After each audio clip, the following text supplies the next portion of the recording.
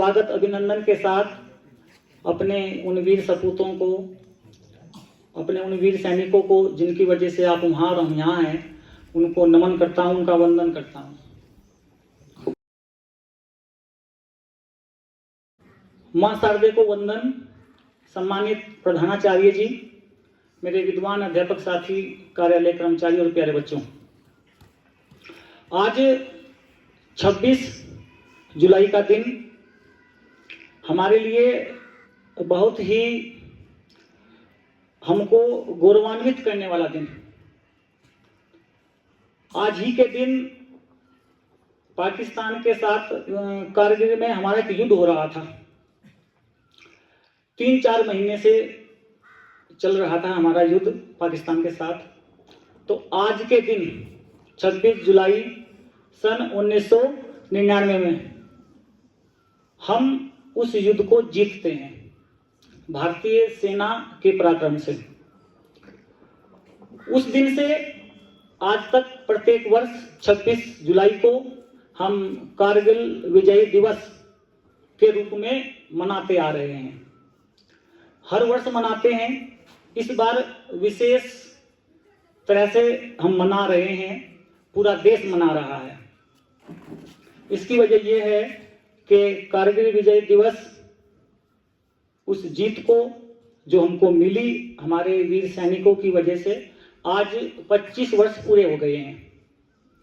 एक प्रकार से रजत जयंती है भारत की विजय की। तो सर्वप्रथम मैं आप सबको 26 जुलाई कारगिल विजय दिवस की हार्दिक बधाई देता हूं, शुभकामनाएं देता हूं। और राज्य के इंटर कॉलेज धारी धुनसिल के प्रांगण में आयोजित आज वीर शहीदों को लेकर, भारतीय सेना के पराक्रम को लेकर जो यह कार्यक्रम आयोजित किया जा रहा है, इसमें आप सबका स्वागत करता हूं, अभिनंदन करता हूं। मैं कारगिल युद्ध को लेकर के 2-4 बातें करूंगा आपसे, 1-2 मिनट। उससे पहले मैं ये चाहता हूं कि जिन वीर सपूतों की वजह से हमको आजादी मिली, उस युद्ध में 3-4 महीने तक जिन्होंने वहां पर युद्ध किया, उसमें से बहुत सारे जवान हमारे लौट करके घर वापस आए हैं। लेकिन बहुत सारे जवान हमारे सैनिक वापस नहीं आ सके। उनकी संख्या लगभग 1000 से अधिक है। यदि हम उनका नाम यहाँ से पढ़ना शुरू करें तो दिन भर लग जाएगा शायद। मैं इस मंच के माध्यम से उन सभी सैनिकों को जो घर लौट करके आए नमन करता हूं, और जो घर वापस नहीं आ सके लेकिन उन्होंने तिरंगा झुकने नहीं दिया, उनको नमन करता हूं और इस मंच के माध्यम से श्रद्धा सुमन अर्पित करता हूं। और मैं चाहता हूं कि यहाँ पर उपस्थित हम सब कारगिल युद्ध की ओर बढ़ने से पहले सभी हम उन अपने वीर सैनिक भाई और बहनों को, वीर सपूतों को श्रद्धा सुमन अर्पित करें, उनको श्रद्धांजलि दें। तो मैं सबसे पहले अपने विद्यालय के प्रधानाचार्य जी से निवेदन करूंगा कि आप आएंगे और उन वीर सपूतों को, अपने हमारे सैनिकों को श्रद्धा सुमन अर्पित करेंगे जिनकी वजह से हम विजयी हुए। सम्मानित प्रधानाचार्य जी। और इसी क्रम में मेरा सभी अध्यापक साथियों से निवेदन रहेगा कि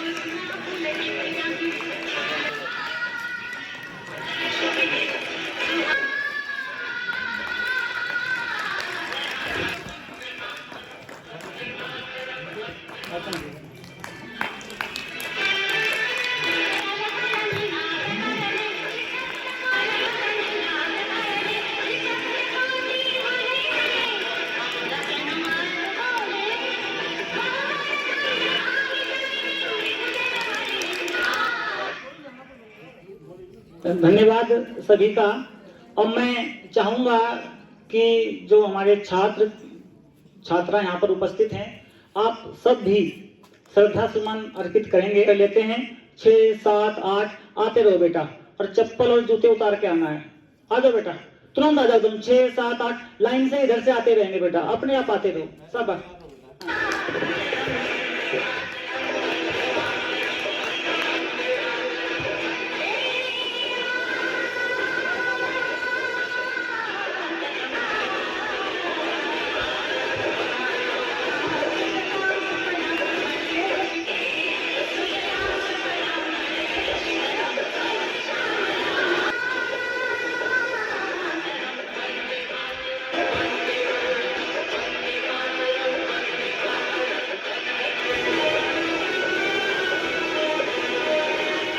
मैं एक बार पुनः आप सबका धन्यवाद करता हूं और स्वागत अभिनंदन के साथ अपने उन वीर सपूतों को, अपने उन वीर सैनिकों को जिनकी वजह से आप वहां और हम यहाँ हैं, उनको नमन करता हूं, उनका वंदन करता हूं। हम बात कर रहे हैं 26 जुलाई 2024 में, आज से 25 वर्ष पूर्व पाकिस्तान के साथ हमारा युद्ध होता है। शुरुआत कैसी होती है, एक दो बात कर लेते हैं। हुआ ये था कि जम्मू कश्मीर में कारगिल युद्ध की बात कर रहे हैं, उसी जगह पर ऊंची चोटियां हैं। नवंबर, दिसंबर, जनवरी में हाइट है तो बर्फ पड़ जाती है चोटियों पर।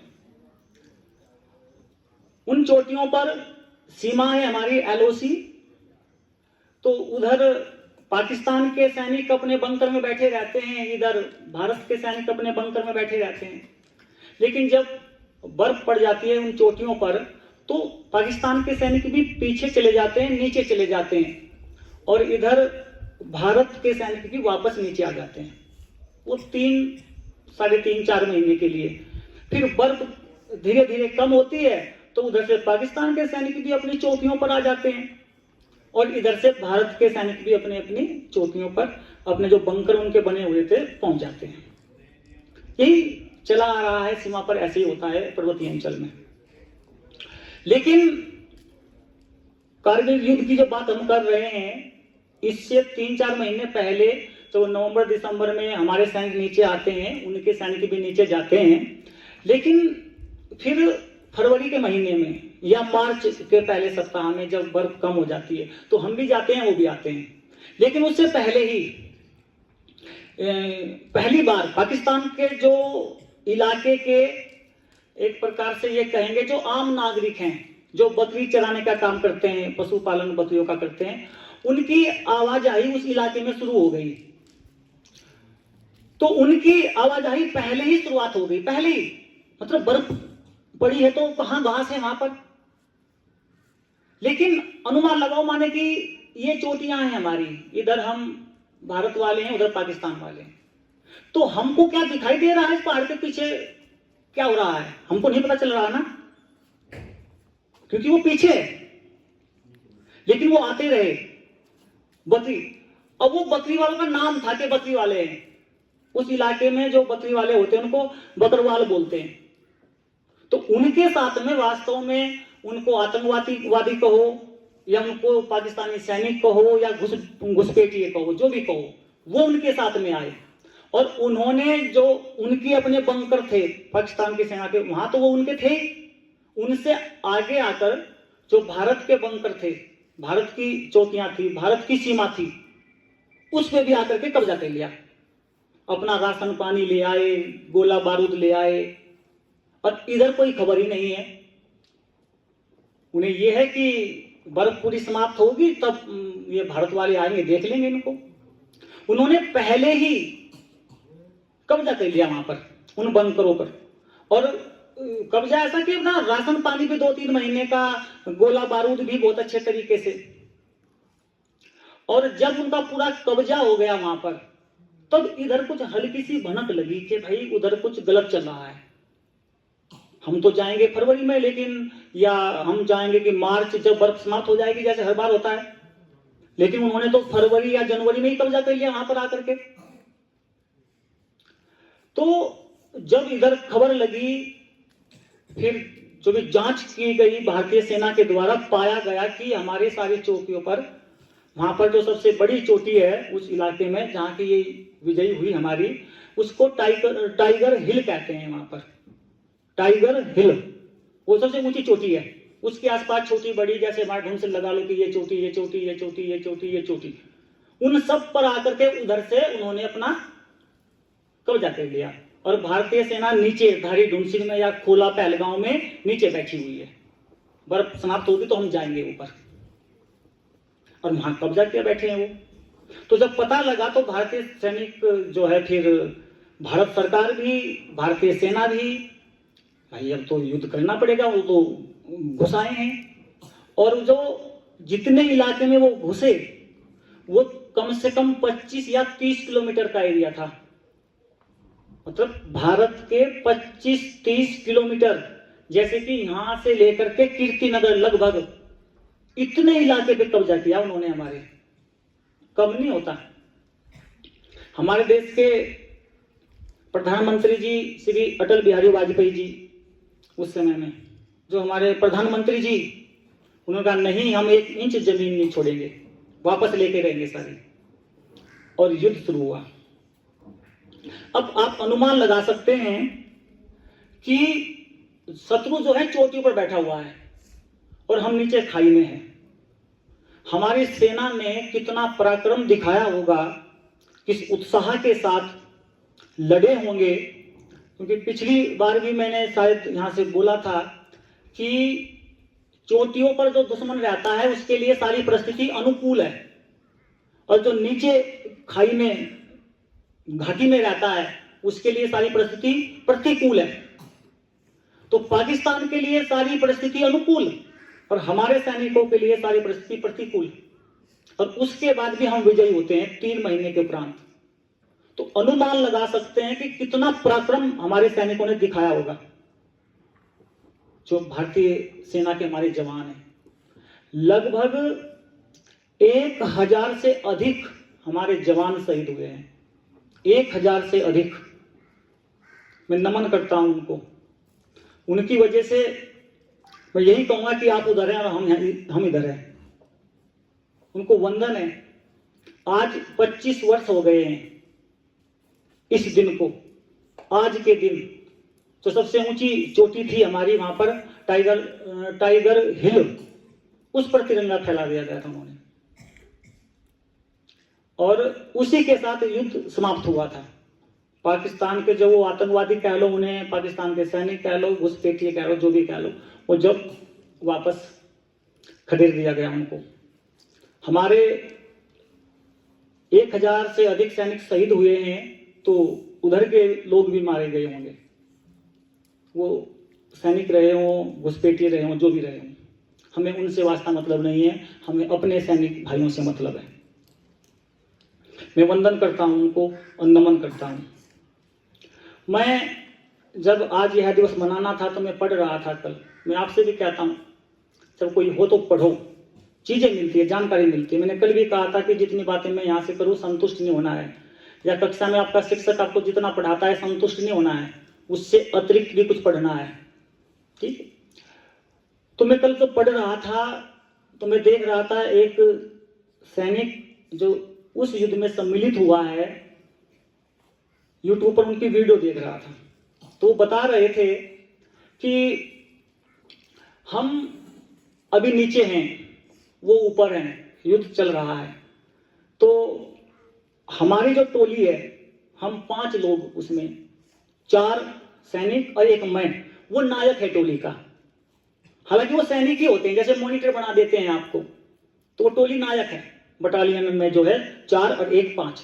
एक बंकर है उनके पास, उस बंकर में अंदर ही रहते हैं। बंकर का मतलब गुफा टाइप की, बहुत कम जगह उसमें होती है। तो वहीं पर रहते हैं, दिन में युद्ध करते हैं, आगे जाते हैं, फिर लौट करके वहीं आ जाते हैं, राशन पानी सब वहीं चलता है। तो वो बता रहे थे कि शाम को खाना खाया हमने 4, साढ़े 4, 5 बजे, और फिर पानी लेने जाना होता है रात के लिए कि पानी लेके आते हैं। तो वो कह रहे थे कि अब वो तो टोली नायक है, तो वो किसी भी दो को कह देगा जाओ पानी लेके आओ भाई, तो ऐसे ही बोलना था उनको। और वो पानी लेने के लिए लेकिन बेशक वो टोली नायक है लेकिन वो मित्र होते हैं आपस में। उन्होंने कहा सर आज तो आप ही चलो हमारे साथ पानी लेने, आप भी चलो। और जिसको उन्होंने कहा था कि आप पानी लेने जाओ, उन्होंने कहा इसकी थोड़ी सी तबीयत सही नहीं है, ये थोड़ा सा आराम कर लेगा यहाँ, आप चलो। तो जो टोली नायक है जिनका मैं यूट्यूब पे वीडियो देख रहा था, वो चले जाते हैं अपने आप। और वो बता रहे थे और बताते बताते वो रोने लगे, क्योंकि जैसे ही मैं अपने उस मित्र के साथ में मतलब कुछ ही दूर गया हूँगा कि उधर से एक बम आता है और वो हमारे बंकर के बाईं ओर, फिर दूसरा आता है वो दाईं ओर, लेकिन जो तीसरे नंबर का आता है वो ठीक हमारे उस बंकर के ऊपर ही गिरता है। तो जो बंकर में जो वो 3 सैनिक, नहीं 3 नहीं, हाँ 3, क्योंकि 2 आ गए ना बाहर, वो 3 सैनिक, और उनको जब वो पहला बम गिरा, दूसरा गिरा, वो सब इतनी जल्दी हुआ कि उनको बाहर निकलने का मौका भी नहीं मिला। तो ये बात वो बताते बताते रोने लगे कि वहां, और वो ये बोल रहे थे कि मुझे इस बात की खुशी नहीं हुई कि मैं बच गया, मुझे इस बात का दुख हुआ कि जो मेरे हिस्से में शहीद का एक नाम मेरे हिस्से आना था, वो मेरे हिस्से नहीं आया, वो मेरे मित्र के हिस्से आ गया। उसे इस बात की खुशी नहीं हुई कि मैं बच गया, उससे दुख हुआ इस बात का कि शहीद मुझे होना था और मेरा मित्र हो गया। वो बता रहा था कि जब मैं वहां, हम दोनों वहां वापस पहुंचे तो मतलब ऐसा कुछ हम देख ही नहीं पाए कि किसको उठाएं हम, मित्र कहां है, कि बम 3 लोगों के ऊपर।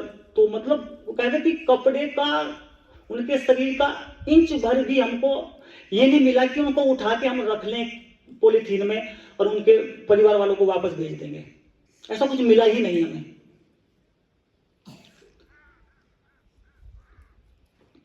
और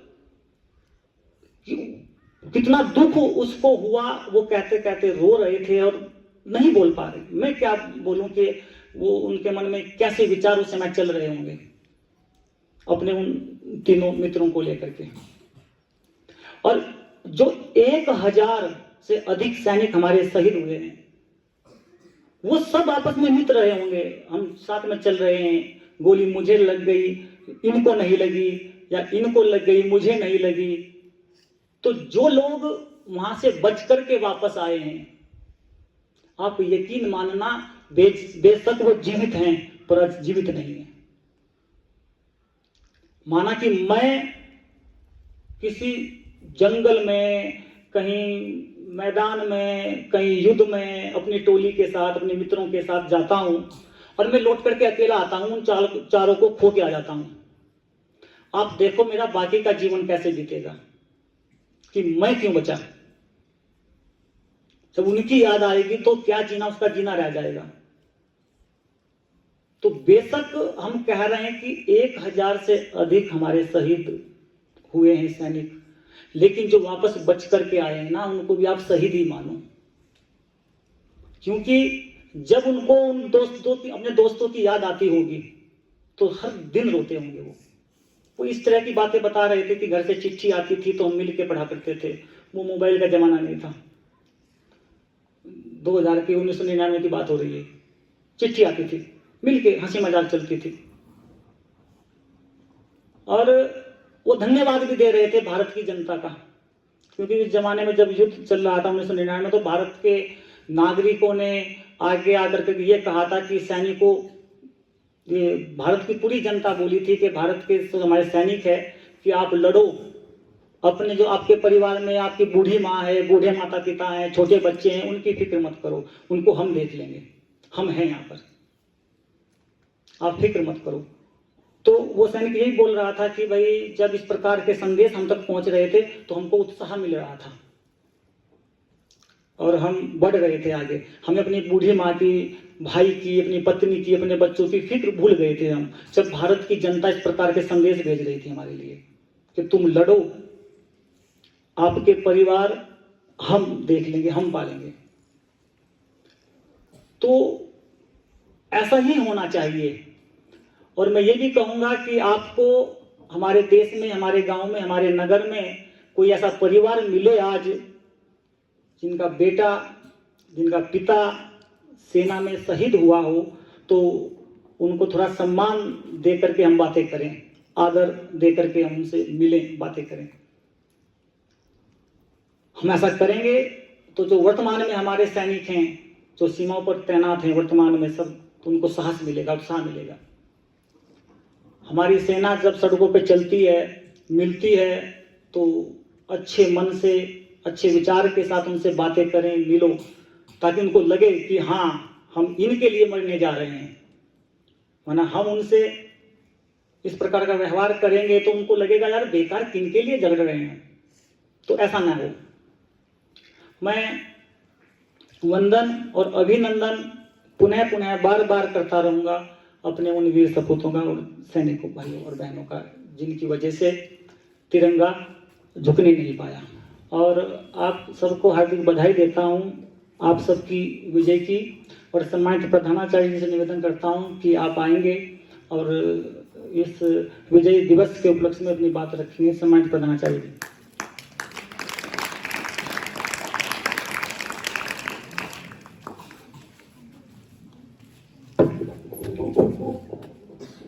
मेरे विद्वान साथियों तथा कॉलेज स्टाफ, 19 फरवरी 1999 को बस यात्रा चलाई गई। किनके द्वारा? अटल बिहारी वाजपेयी के द्वारा, प्रधानमंत्री जी जो।